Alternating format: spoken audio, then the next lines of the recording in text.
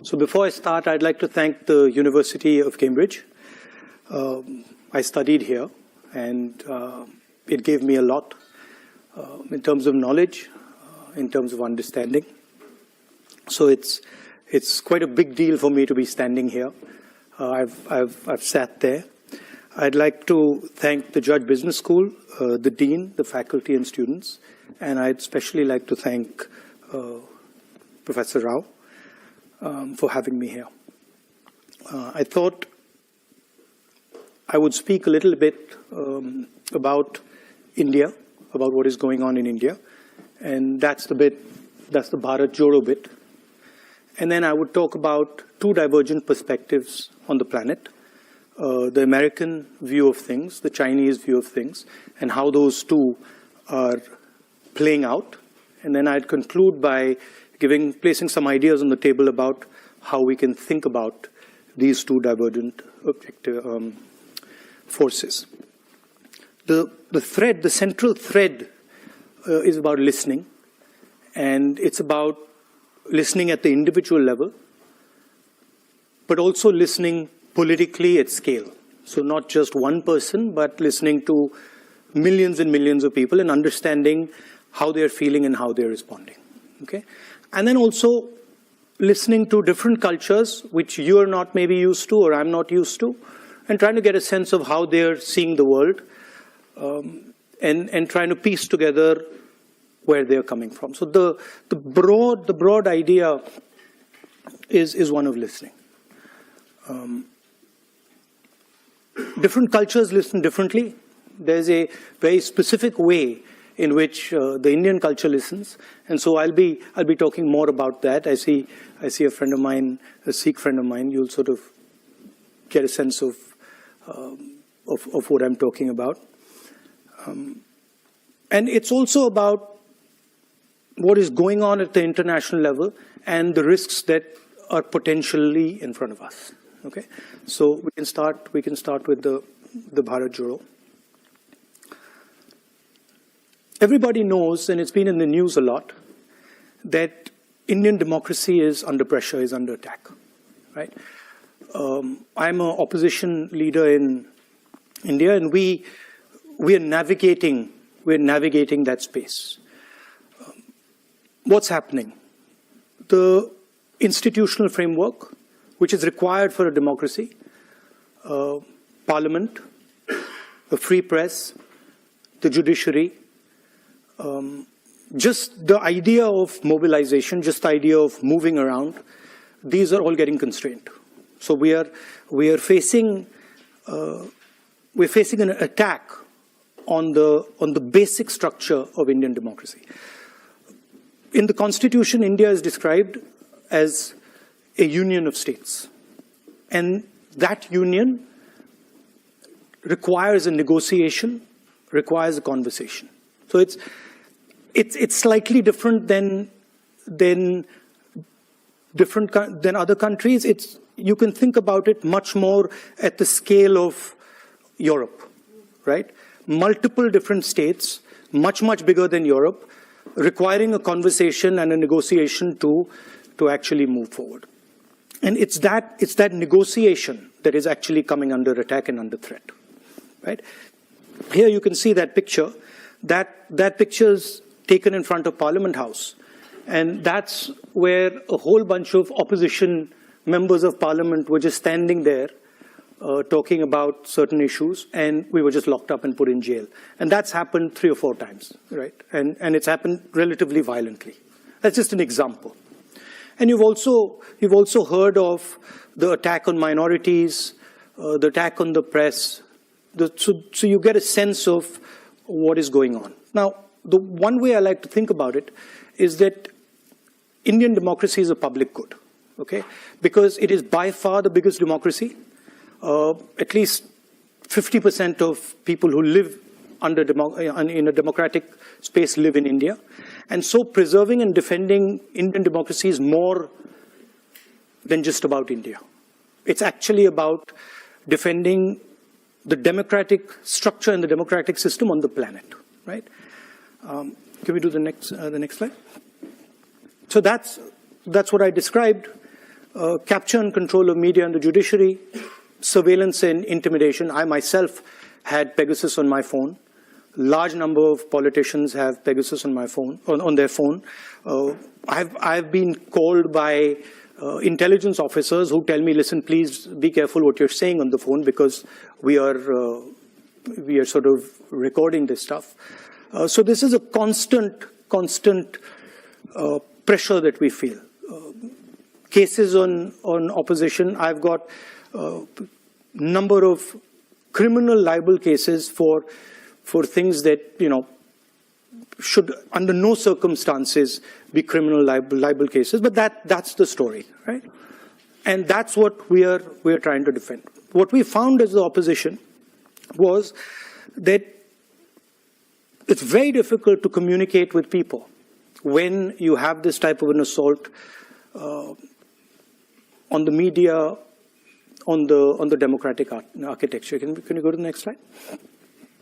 And so we decided to go back into Indian history and Indian culture, and we decided to use a very powerful tool that has been used in Indian history called the yatra. And that's Mahatma Gandhi doing a yatra against the British, which actually broke the back of the British Empire. It's called the Dandi Yatra. My Indian friends here will know about it. And it was a yatra that raised the issue of a salt tax. It was about 450 kilometers. The idea of a yatra, it's not just a journey, right? It's a journey, it's a conversation, it's listening to people, but at its heart, it's the idea of annihilating yourself. So at the heart of a yatra is the idea that you attack yourself. And you attack yourself by the distance that you walk, by the pressure you put yourself under, and that's the basic philosophy of a yatra. And the idea is that if you attack yourself and you shut yourself down, you shut your ideas down, then when someone speaks to you, you will be able to listen to him or her more effectively. That's the broad philosophical idea behind it, and it's there in a number of religious systems as well as an idea. The idea of attacking yourself, of annihilating yourself to understand, to observe, to listen. And it also has to have a sense of perseverance. It can't be that you just do it for 5 days. It's got to hurt you. It's got to be long. And it's got to take time. Can we do the next one? And so that's the yatra that we started. It started from Kanyakumari in the south, and it went all the way to Srinagar. 5 months, well actually 4.5 months of continuous walking, 4,000 kilometers, 14 states, 136 days, 9 languages, multiple religions. Next slide. And so we started on this. We decided, okay, we're going to do this. We got 125 core people, and we said, okay, we start to walk. And we had no idea, frankly, what we were getting ourselves into. Okay, because I'm a runner, so for me, I thought to myself, look, okay, we're walking 30 kilometers a day. I run 10 easily, so 30 can't be that difficult, right? A little bit of arrogance. So I was like, this is not going to be a big deal. And so we started. And immediately we realized what we had got ourselves into, okay? Because this was not actually about the distance at all, right? The distance was almost irrelevant. It was about the energy that was embedded in this thing, right? And the number of people, the scale of the thing, spiraled completely out of control. So it went, in our imagination, it was 120 people walking with, 3,000, 2,000 people coming sometimes. This became 50, 100,000 people. And when you get 50, 100,000 people next to you, it's not easy because you are just thrown around, right? And the forces are very, very big. To give you an idea, 6 people died, okay, walking this thing. Multiple people broke their legs, arms, and that was the type of energy that was released. What I did early on, I thought to myself, okay, so what is my responsibility in this? What do I have to do? And I came out with the concept, which was that when we're walking and there's this massive group of people and this pressure, I have to ensure that the space in front of me is safe, right? Whether it's a woman who comes, whether it's a young kid who comes, whether it's a handicapped person, whoever comes, that person's got to feel that I'm comfortable, and in this huge energetic system, I'm safe. That was my first idea. And the second idea was, which I told the guys working with us, I said that, look, whoever comes into this space must feel that they've come home, right? They should not feel that this is a political rally. They should feel that they've come to see their, I mean, there were many of us, so they've come to see their brother, or they've come to see their sister, or they've come to see their mother, and they should feel very comfortable over there. And then when they leave, they should have a feeling that I just left home. So we try to make it a personal, emotional connect with people. That was just an idea, and that's the idea here of creating this listening space. Can we do the next one? And that's what the thing looks like, right? And that's, so you can see the space around me there, and there's others who are walking with me over there. There you can't really see it. And so there's massive pressure coming into that space, right? And these people are walking, and then we're inviting them into the space, and we're having these conversations, which interestingly, the moment we come up with the idea of making it a home, they stop being political discussions. So what was a political idea suddenly became a personal idea, right? And we started getting people who started talking to us about things that we never imagined that they would speak about, right? Just completely, as a politician, we're used to saying, okay, let's talk about employment, let's talk about, these type of things. And suddenly we were getting this emotional outburst of people telling us the most personal things. When you meet somebody, especially when you're a politician, the first thing you're trying to do is you're trying to tell them that you understand their situation, right? And even in business, that's the first thing you're trying to say. Look, I know what your problem is. I know how to solve your problem. That's the starting point. So when I began, that was my idea. Somebody had come to me, and I'm a farmer. Oh yeah, your problem is, with the seeds, and your problem is, the fact that you're not getting your insurance money, etc. These type of things, and very quickly that just stopped, because the number of people that we were dealing was just too much, and the pain. Then what also started to happen was my knee started to give me trouble. I had an old injury in college which had gone away, and then suddenly that thing started up, right? So in my mind, I was like, okay, I got to make sure that this is under control. And frankly, there's not much I can say now. And I just got to listen to everybody. And so what slowly started to happen is that my desire to speak just started to die, right? One, because I couldn't speak to so many people. And two, because I was in pain, and I was just like, okay, I got to cruise through this thing, right? I'd get up in the morning. I mean, you can imagine it. You have knee pain. And you're like, okay, so how many kilometers do I got to go? 3,500. I mean, how do you even come to terms with that, right? You're like, my God. Right? So this is, as I was dealing with this, I started to sort of go silent, right? And so I would speak to somebody. It would be as if I was like a dark lake. I'd just be sitting there and silently, and the person would be speaking to me. And slowly I started to feel many things that I could not feel before, right? So for example, a farmer would come, he'd grab my hand, and immediately when I grabbed his hand, I could tell suffering that he's been through, the pain that he's been through, the difficulty he's been through. So you started to hear, not just with your ears, you start to hear with your hands, you start to hear, listen with your eyes, you started to look, you're walking with somebody and you can see that he's struggling. So you start to get a sense of what this person is and where he's coming from. Very, very deep sense of that.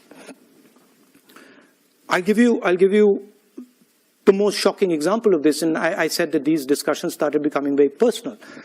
So we're walking and suddenly these two, and how you can hear in an individual, right, the voice of millions of people. Right? That's what as a politician I think about. How do I take what you're saying and say, okay, how do I now take it from there to what a million ladies are saying, or million women are saying, or what you're feeling, how do I translate it to what a million or 500,000 women are saying? So I'm walking, and suddenly these two girls come, one of them grabs my hand on this side, and the other one grabs my hand on this side. And when they grab my hand, I feel something I've never felt before, right, in their hand. I'm like, this is strange. The way they're holding my hand, there's something strange in it, right? It's like, almost like a desperate way of holding my hand. So I look at the girl and I say, tell me, what's happened? How are you doing? And she looks at me and she says, well, my sister and me, that's the sister, were gang raped by 5 guys. So this is not a personal conversation that you have with somebody you've just met. So I'm like, look, let's call the cops, right? That's my first reaction. I'm like, that's the real problem. Let's call the cops. And they're like, no, please don't call the cops. You can't call the cops. So why can't I call the cops? And they're like, well, if you call the cops, we'll be shamed. And then the girl says, and I'll never be able to get married. So I said, what do you want me to do? They're like, don't call the cops. So I was like, okay, so but then what do I do? If I don't call the cops, how do I help you? They're like, no. We just wanted our brother to know what has happened to us. And I said, yeah, you've told your brother what's happened to you, but now what do I do? And there's nothing you can do. And then they walked away, right? So now you extrapolate that, and you can see thousands of women who have faced something like that, and you can see the pain that is there hidden. You can see the difficulty that they're dealing with. The other thing they said, the other thing I thought when they walked away, I was like, my God. So these girls have dealt with this, and now they're going to deal with it for the rest of their life, and they're never going to tell anybody. Right? And I thought, that's crazy. But that's it. Right? So these are the type of things that started to happen. And they started to change. As a politician, the way I look at people and the way I think about people and the way I react to people, right? Almost like a silence in me. There is just, okay, say what you have to say and I'm quiet. And there's nothing I'm going to say. And tell me everything you have to say, right? And then once you've told me, I'm not telling anybody, right? Which is trust. So that's what this yatra started to do, and it started to happen with kids. I'm walking I'm walking, and just to give you a flavor of India, I'm walking, and there are these little beggars who come, little kids, and they come and they hug me and stuff. So I'm fooling around with them, and another man comes and says, "Don't do that." So don't do what? He's like, "Don't touch them." I said, "Why?" He says, "They're dirty." So I said, "No, you and me are dirtier than them." Right? So you can see then these ideas that are floating around that suddenly you never heard them before. You never heard, or you didn't get the granularity of it anyway. And then can we go to the next? Yeah. So that's a Sikh mechanic. You can see his hand there. And this is a girl whose house has been broken. Whose house, I think, has been smashed. Anyway, next. Now, this is where the thing gets really interesting. So we are going through all the states, and Kashmir is a state which is insurgency prone, right? There's a lot of violence. There's been quite a lot of violence for many years. In fact, that picture there is me putting flowers on the spot where almost 40 soldiers were killed by a car bomb some years back. So we arrive in Kashmir, and Kashmir is this so-called violent place. And as I'm entering Kashmir, the security guys come to me and say, listen, we need to talk to you. So what do you need to say? And they say, well, look, the thing is, you can't walk in Kashmir, right? It's not a good idea. We're walking 3 days, and we're walking 3 days in the roughest districts. So you can't walk in Kashmir. It's a bad idea. So I'm like, why can't I walk in Kashmir? And they're like, well, because you'll get hand grenades thrown on you. So now I'm responsible for 120 people I'm walking with, right? So I'm like, look, let me go and have a little word with them. And so I go and have a little word with them and say, look, they're telling us they're going to get hand grenades thrown at us. And they're like, okay. And I was like, frankly, I want to walk. I mean, if we get hand grenades, we get hand grenades. So they're like, yeah, we should all walk. And so we decided we're going to walk. And we start to walk. And suddenly what starts to happen is these Indian flags start coming everywhere, right? Everywhere, they just start coming out, right? The first day we're told about 2,000 people are going to show up, and 40,000 people show up, right? And that thing over there, when I'm sitting on that jeep, is because the police and security system just been overloaded, and it's collapsed, right? Because they can't manage the crowd. And if you look carefully, you'll see the panic on the security people's faces. Anyway, they pull us out of that and say, this just doesn't work. We can't go through this in this manner. And then the next day they set it up properly. And then we go through. That's us entering Kashmir where the mountains are. That's on the first day. And then the really interesting thing happens. So we've been told we're going to be killed. We're walking.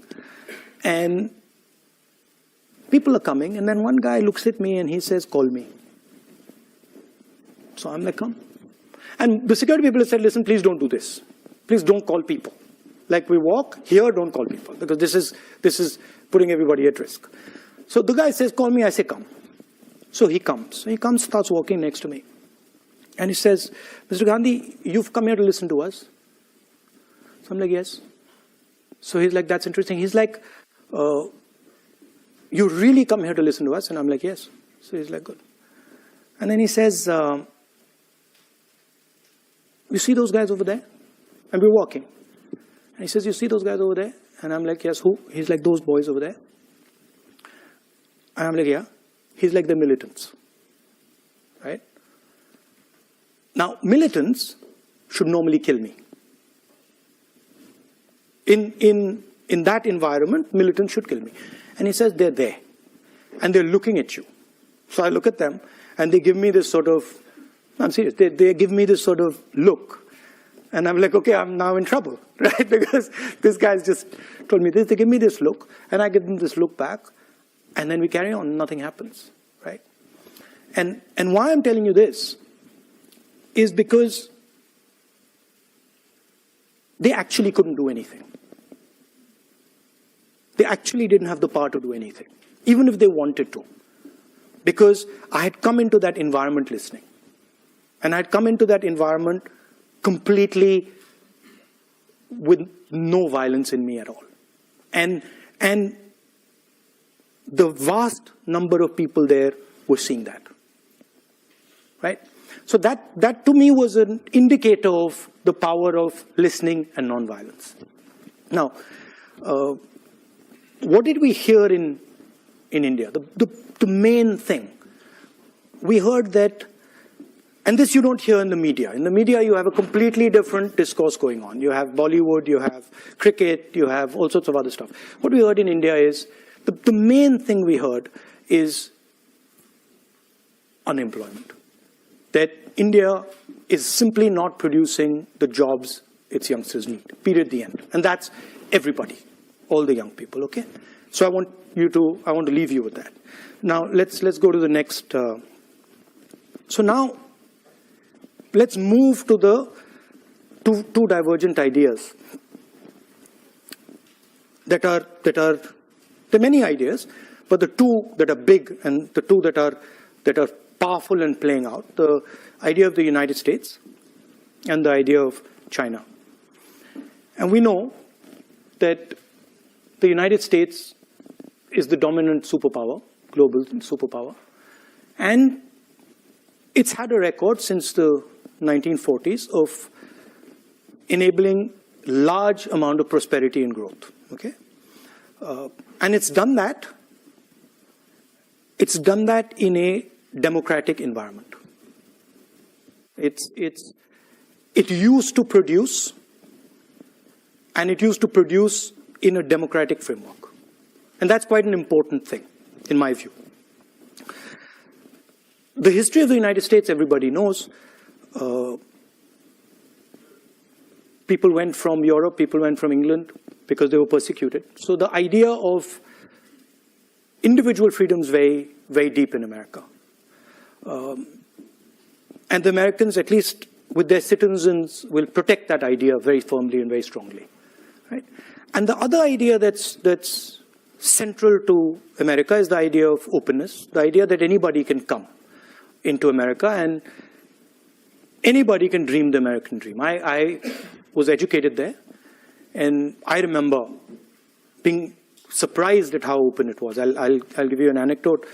My father had just died, and I had been killed, and I was in America in college, and I was a bit upset, so my guardian told me to come from Boston to Atlanta. And I remember 3 or 4 in the morning, I got up, took the cab to Logan Airport, and there was a Haitian taxi driver. And I started talking to him, and he said, you know, America's given me my life.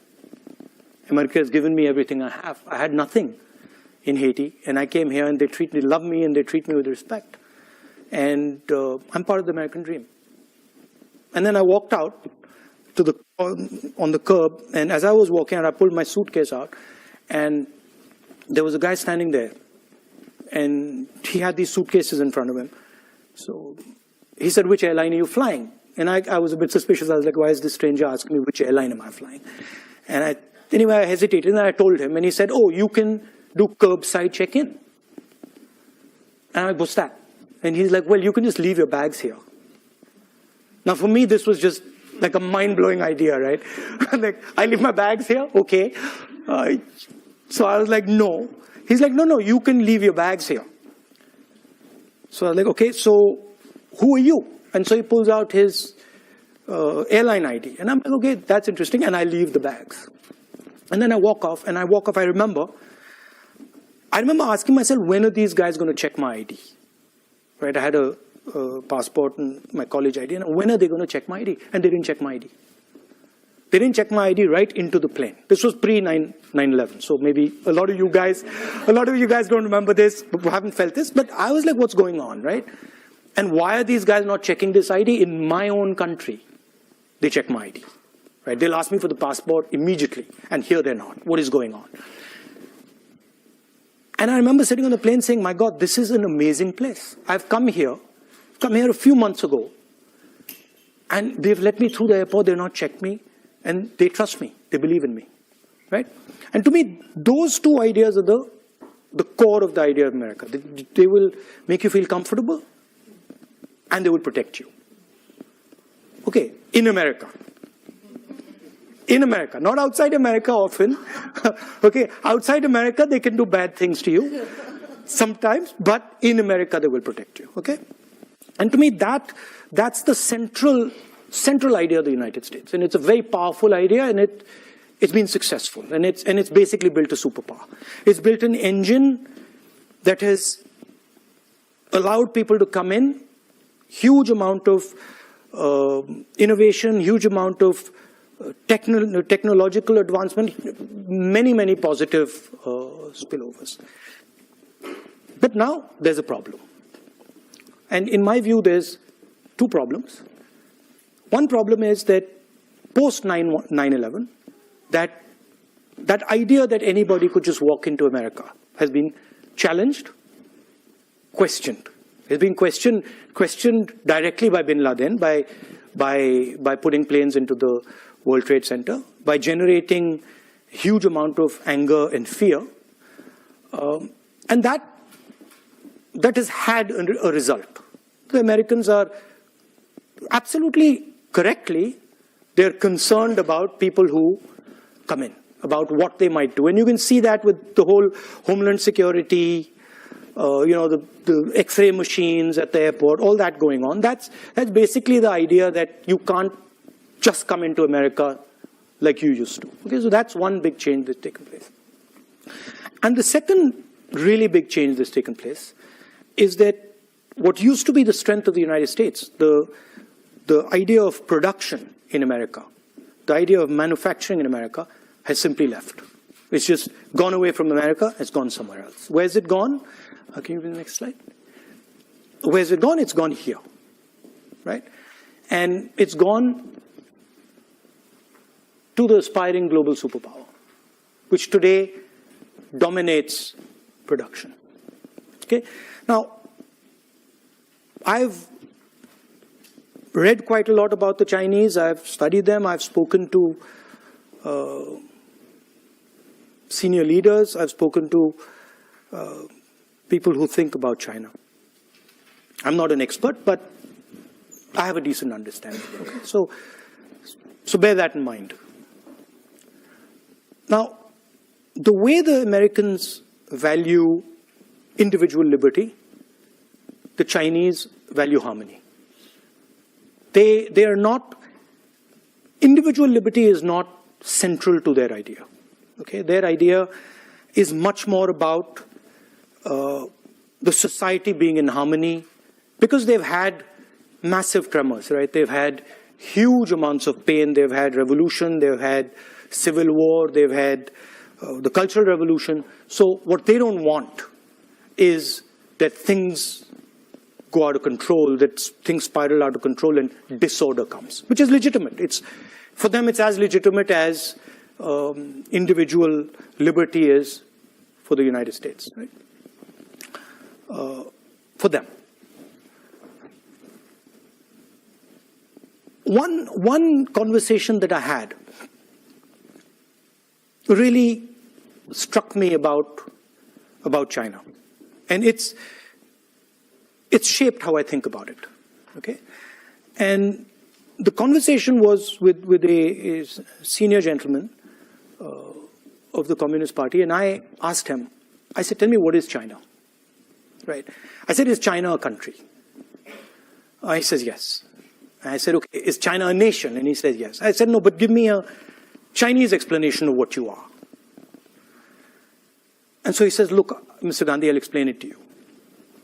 He says the Yellow River comes down from the Himalayas.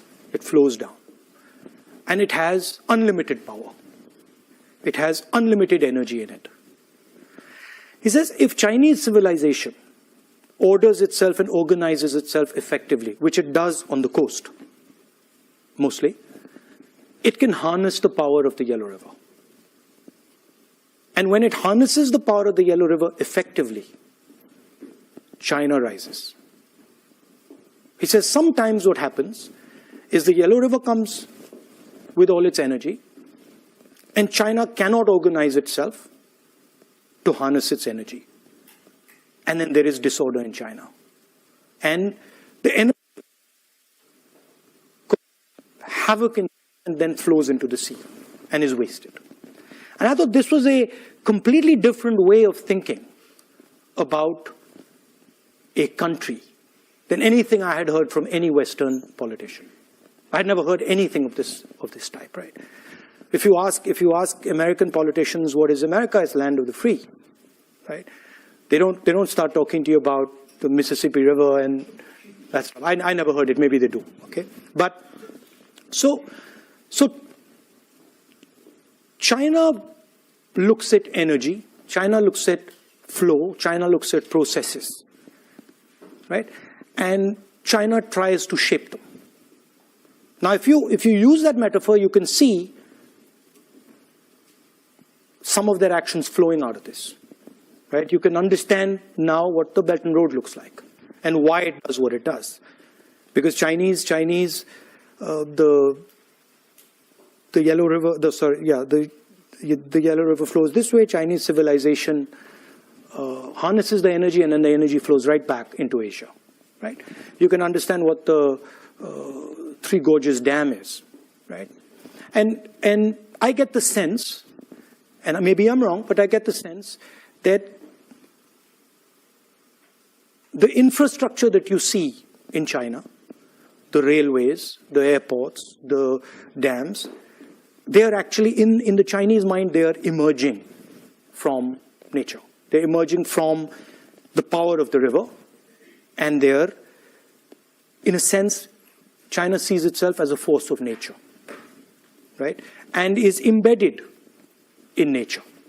Whereas the West, America, does not see itself as embedded in nature.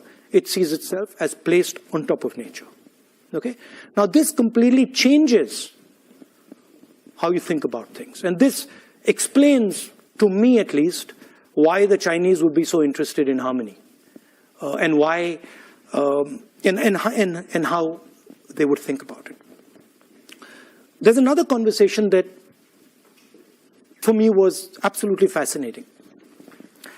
And I started, when I get into conversations, I tend to pester people, ask them silly questions and stuff. So I started asking this other gentleman about IP, right? And I said, look, what do you think about IP? And he's like, no, we completely agree with IP, and IP makes sense. Intellectual property is fundamental. And I asked him a couple of times. And then he made two very interesting observations. So he says to me, in the middle of the conversation, he says, Mr. Gandhi, people don't invent things. Things emerge. Right? Completely different viewpoint. In the United States, Steve Jobs invents something. In China, things emerge. Meaning processes happen, and then out of those processes, things come out. And he says, why should somebody who is, anyway, he says, even if things are invented, why should someone who has invented something have perpetual rights on it? So what if he's invented it? Why should he have a monopoly on the benefits of that thing? To me, this was quite a profound statement. And I said to him, look, the logic is that you give him the right to give him an incentive so that he invents again, right? I said, how do you think about incentives? He says, well, very simple. The person who runs fastest wins, right? We don't really care if he invented it. If he can run fast enough and other people can't catch up with him, that's good enough incentive for him, right? So here you see two completely different ideas. One, that they're a force of nature, and two, powerful ideas, as powerful as American ideas for them, right? And two, that people are not actually inventing things, processes, energy, things are emerging from processes and energy. Okay? And this makes their worldview completely different. One last thing. The organizing principle of the United States, and something that you are very, very intimately associated with, is the corporation. Your lives will all be about corporation, or most of them will be about corporations and sales and marketing and elements of a corporation. And that's how America organizes itself. And I think embedded in this is the central innovation of the Chinese. Pre-collapse of the Soviet Union, there were two organizational systems on the planet, broadly. There was the American system, Western system with the corporation, and there was the Soviet system, and in those days, the Chinese system with the state. State did what the corporation does. And Post the collapse of the Soviet Union, can we go ahead? Is that no, I think they removed that quote. Post the collapse of the Soviet Union, the Chinese did something very innovative. And if you've heard the quote, you might have heard a quote by Deng Xiaoping saying that it doesn't matter the color of the cat as long as it can catch the mouse. Have you heard that quote? Yeah. So I think what he was saying in that quote was that actually we will organize ourselves using the cooperation, just like the West, right? But we will do one further thing. Inside the cooperation, we will embed the Communist Party. So it's a hybrid. It is exactly like the United States as far as the cooperation is concerned, and then it's got a magic trick in it, which is that inside the cooperation is what they call the instrument of the people, what we call the Communist Party of China, right? And this does something fundamental. What it does is it allows the Communist Party of China to have a full monopoly on information in the country, which the government of the United States doesn't have, or the government of India doesn't have, or the government of most other countries doesn't have, because there's a separation between the state and the corporation. And this gives them a huge advantage in artificial intelligence. It gives them a huge advantage in all sorts of, in cyber warfare, et cetera, et cetera. I'm just placing that on the table. So those are the two broad ideas. One is the maritime idea. The other is projecting right through Asia, the Belt and Road. And the contest is basically, is the planet going to be terrestrial? Is it going to remain maritime? What's going to be the balance? And China sees itself as dominating the terrestrial space and contesting the maritime space. That's how it's playing out. Now, to the conclusion. So a couple of things are very clear. The first thing is that there's a huge communication gap between what people are saying and what the media and vested interests are saying. It's just completely divergent, right? And that's a huge problem because at least in our country, and I'm sure in the West, there's a disconnect between what people are actually feeling and what the media is saying they're feeling. Okay, that's a problem. Second thing, everybody knows that huge amount of inequality is being created, at least in the Western world and in India. A huge, massive concentration of wealth, massive concentration of income, in India, unemployment. So, the worst thing that can happen is these two ideas collide with each other, right? Because then everybody's in trouble. And that's something that is not in anybody's interest, right? These ideas have their place, they're not going away anytime soon, but if they collide, it's a huge catastrophe. Can we have the next slide? So there are two things that to me are quite obvious. Number one, that with the technological advances that are taking place, with the communication system, the fact that the world is getting hyper-connected, the planet is basically becoming like an organism, like a connected organism with a nervous system, right? And that means things will move very, very fast. I mean, I don't want to use a bad analogy, but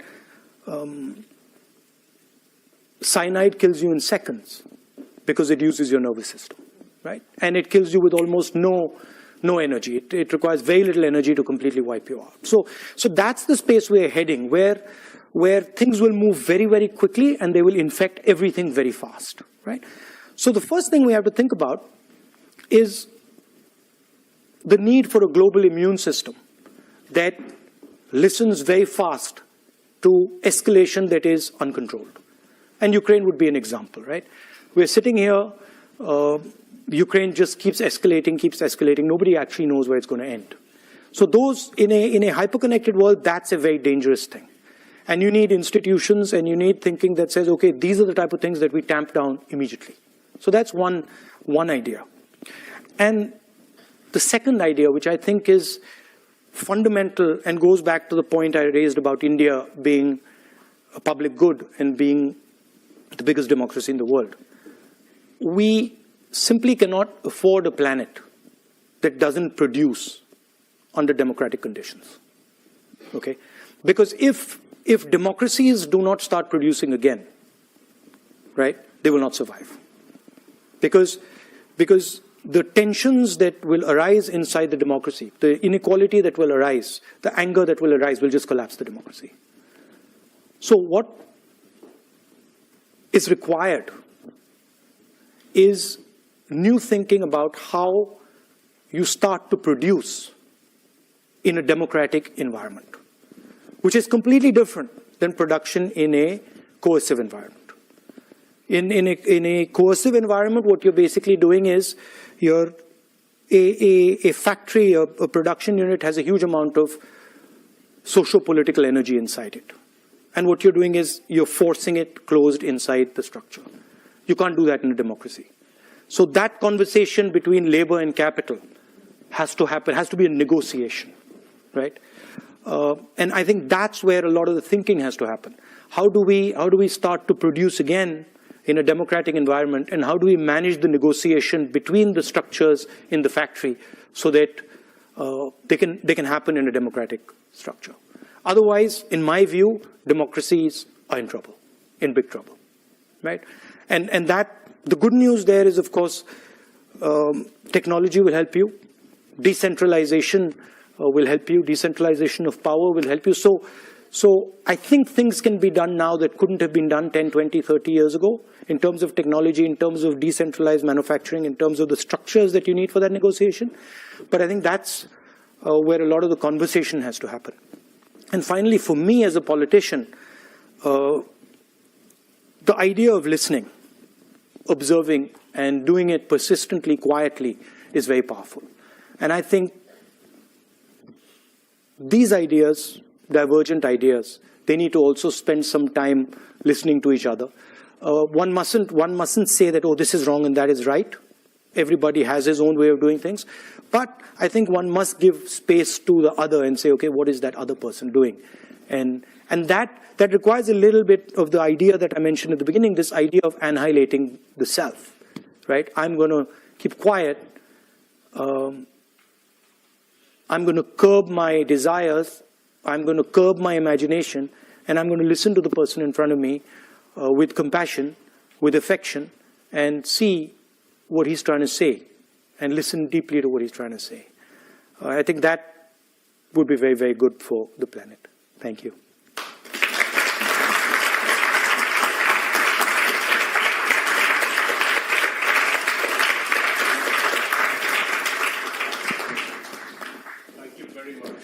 Thank you. Profound, yes. I mean, I think we are still thinking about the ideas. Thank you. Thrown at us. Do we have any time for questions? Did I overshoot? No gas. Yes? Okay. All right. Thank you. Questions?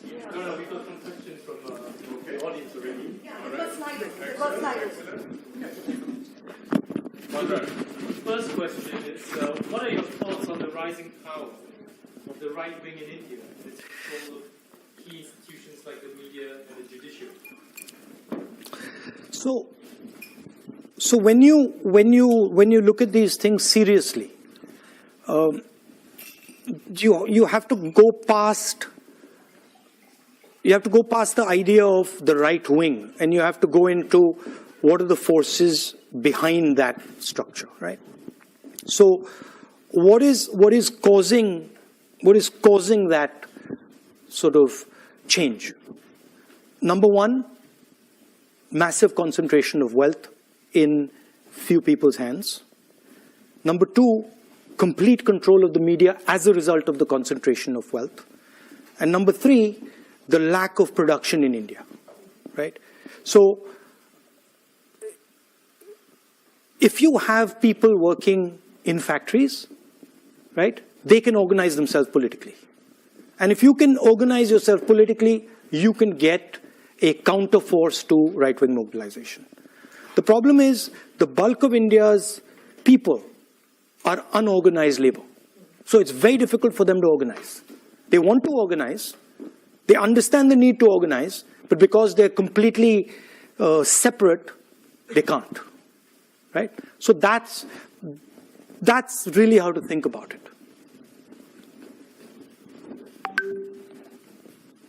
The next question is from Rahul.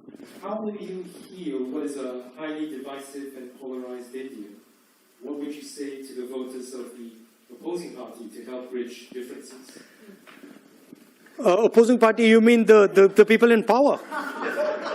I mean, I can say a lot, they don't listen. I can keep saying it, they don't listen. So, I think, can you show me that picture of the large crowd there?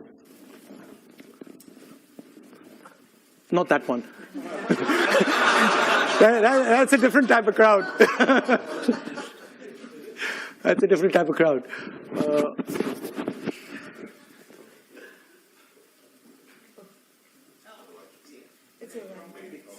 I think it's, yeah. It's a second, it's earlier. This one.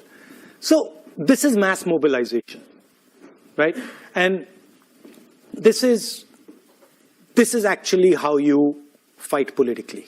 Now, in a world where the media doesn't work, the way you fight is by mobilizing large numbers of people. It's difficult, it's tedious, it takes time, but that's the only way. You have to go through the street, right?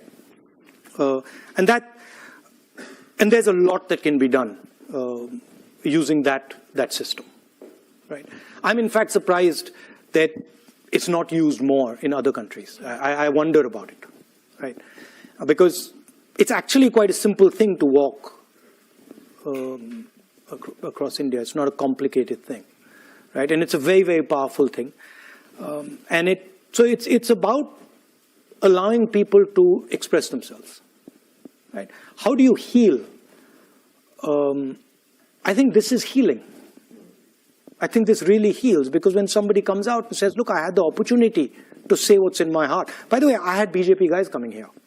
I had BJP people coming up to me and saying what you're doing is good.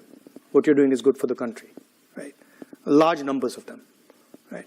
Because even they understand, at least the sensible one understand the risks that they're sort of pushing. Because in a hyper-connected world, you sort of create too much polarization, you get a massive backlash, and it can be very bad. The next question is, can you tell a few good policies implemented by Narendra Modi that you think are good for India in the long run? This is quite a popular question. No, see, the problem is that if you fundamentally disagree with the foundation of something, right? I mean, I could think about it and say, yeah, okay, maybe that policy that he's done is not a bad policy, right? Maybe giving ladies gas cylinders or giving people bank accounts is not a bad thing, it's a good thing. But that sort of misses the point, right? Because in my view, Narendra Modi is destroying the architecture of India. So I'm not too bothered about 2 or 3 good policies that he's doing if he's blowing my country to smithereens or our country to smithereens, right? And I think that's what he's doing. I think he is imposing an idea on India that India cannot absorb, right? India, as I said, is a union of states. It's a negotiation. And if you try to force one idea on a union, it'll react, right? I mean, I've got a Sikh gentleman sitting here, right? He's from the Sikh religion. You come from India? He comes from India, right? We've got Muslims in India. We've got Christians in India. We've got different languages in India, right? They're all India. Mr. Narendra Modi says he's not. Mr. Narendra Modi says he's a second-class citizen in India. Right? I don't agree with him. Now, if your disagreement is so fundamental, then really talking about 3 policies that you agree with, I think misses the point. Wilson Ho asks, how do you understand what India's place in the world is?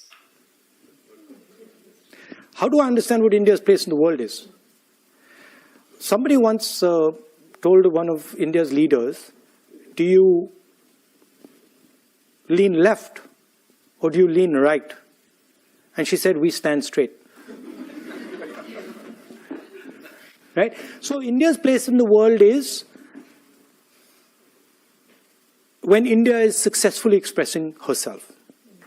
Right? Not himself, herself. Because I believe that India has a feminine essence, a feminine quality. And so when India is expressing herself freely, and all the people of India expressing themselves freely, then naturally what India does is correct.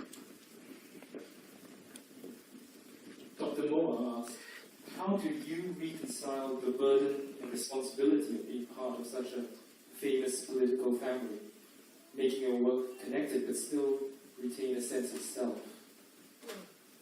No, I come from a philosophy in India that aims at destroying the self. So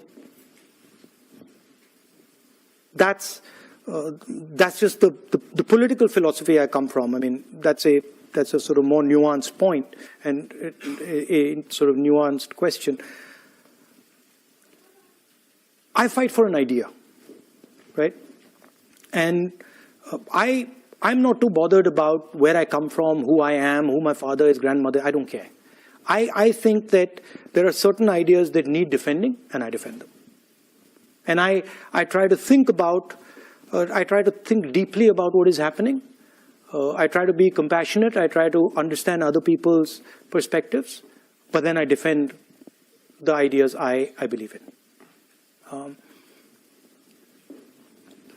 Siddharth asks, India has always experienced brain drain and lost great talent to the West.